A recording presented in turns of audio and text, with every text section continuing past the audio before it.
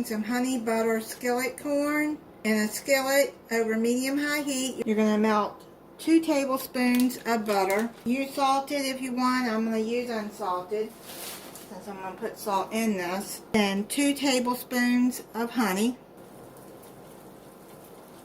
I put some butter in the spoon so that the honey will come out better. So you're going to melt that.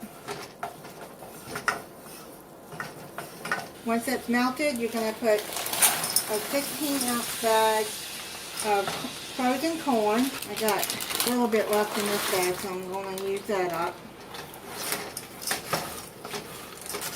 Mix that all in. Add a 1/4 teaspoon of salt.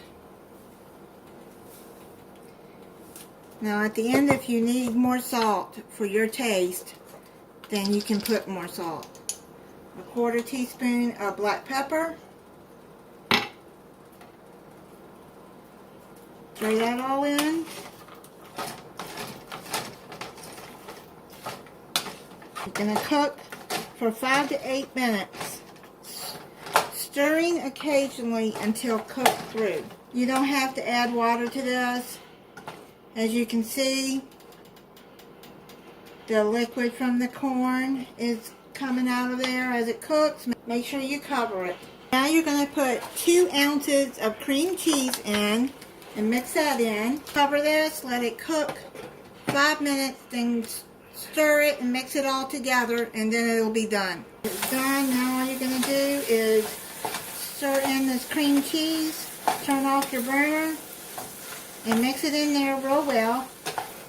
Let it cool down some, and then I'll try it for you. I'm going to try this for you. That is really good. Very good. Thank you for watching. If you're not subscribed, I hope you'll subscribe and click the notification bell so you'll be notified when I upload a new video. Bye.